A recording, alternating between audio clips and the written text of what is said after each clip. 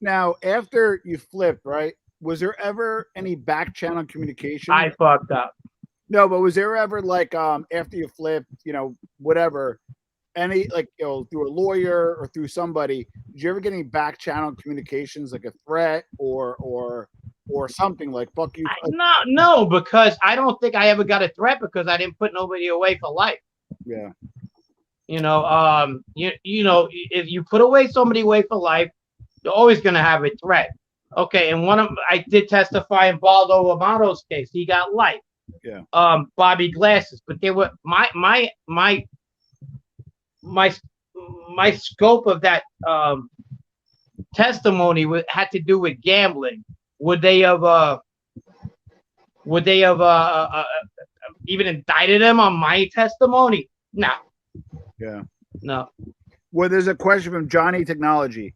And this is in general, why did these guys come to the realization that they weren't cut out for the life before they got popped? Why do you think?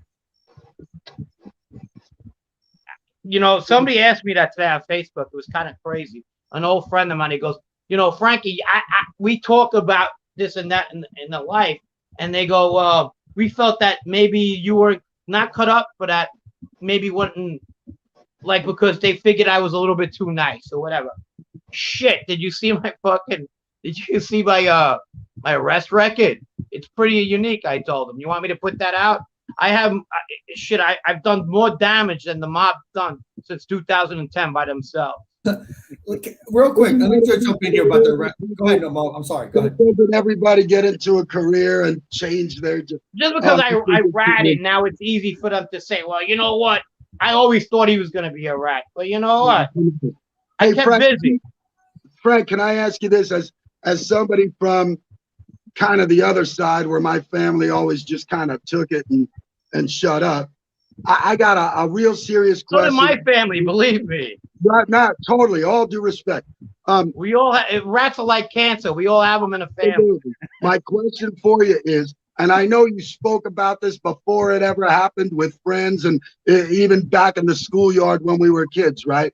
But how much of it is that life sentence that really changes the, because in all fairness, my family, maybe they did 5 years, maybe 8 years, maybe 3 years. That's a little bit different than when you're faced with life.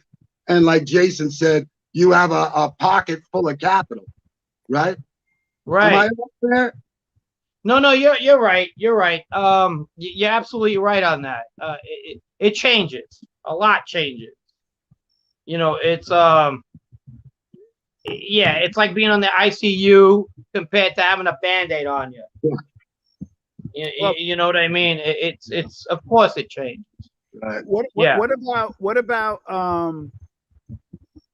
so what are the things that I always think about too is, and I do my best, and I know I get a lot of shit for it.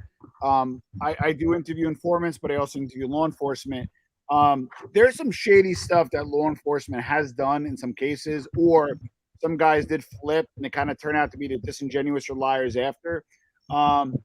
Have your dealings with the government been square, or were they a little gray in your opinion? You have asked me this. The government was always good with me. The marshals really well.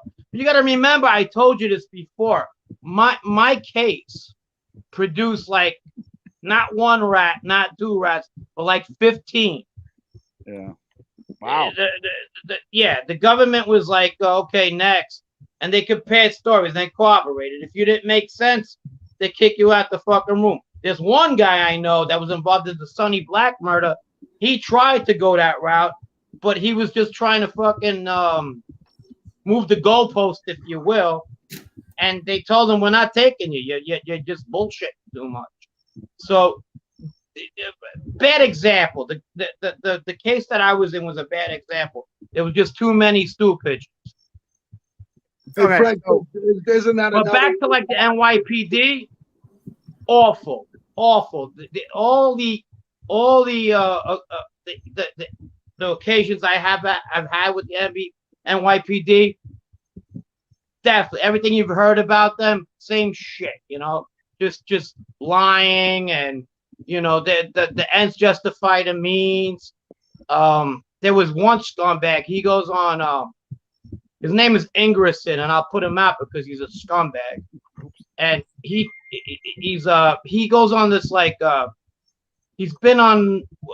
He not testified. He got interviewed on Unsolved Mysteries on the Paul Ragusa case. Yeah. He was the biggest scumbag on the 104.3 shit that you could imagine. He comes up there and even on the interview, he's like, well, these are really bad guys. That's his, instead of actually going after the case and seeing what was going on, he was just a jerk off. He came to arrest my brother one day.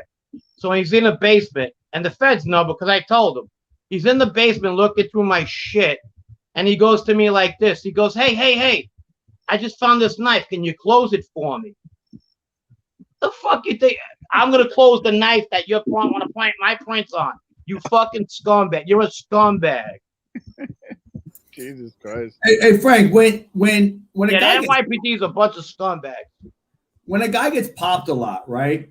Like, I guess that gives you some street credit, but like, I didn't get popped a lot. I got popped twice. Okay, what I'm saying is, like, if a guy keeps failing in business, sometimes you're like, maybe I should. If he's asking you for 50 grand to jump in on another venture, kind of like, oh man, this guy already failed about 3 of them. So if a guy is like, he got popped for this, did 2 years, got popped again 3 years, are you guys like, hey, let's do business with him because he's a real street guy? Or you're like, wait a minute, he really don't know how to stay away from law enforcement. Like, how is Great that? Great point. Yes, the more a guy gets locked up and holds his mud, the more that's the guy you want around. And you know who brought that point? John Godden. If you get a guy that does 20 fucking years and holds his mud, comes out, that's the guy you want. You don't want the guy who can make a lot of money and never been arrested. Yeah, but all right. So I read Sammy's book. I'm like a quasi mob historian. The mob's been around, and we can argue, but it's essentially been around for 400 years at the minimum. What I don't get is, why aren't there systems in place? Meaning, you're a hardcore associate, you have relatives in there, you get a communication, say, listen, because it's saying to this day, give you a stipend when you go away. As I understand it, like it used to be 5,000 a year. I think it's 3,000 euro a month for the family. So why don't they go to you and say, listen, you know what? Stand up. You have a kid or you have a business. We'll take care of you. We know you're going to do a stretch. You get out. Maybe you come out to a bag. So you're financially taken. Because I look at it this way, right? When they say, and when they stab your finger and burn the cross, they say, you have to put us before your family. The truth of the matter is, people care about their family first, unless you're a shitty person, right? So what I'm saying is, why don't they put mechanisms in place where, and I think the West Side does, where if you get popped or something happens, why don't they take care of you financially? So you're like, you know what, I'll do the time and my daughter will still go to college. I'll do my time and my wife will still have food. That's not everybody does it. That's just movie shit. In Italy,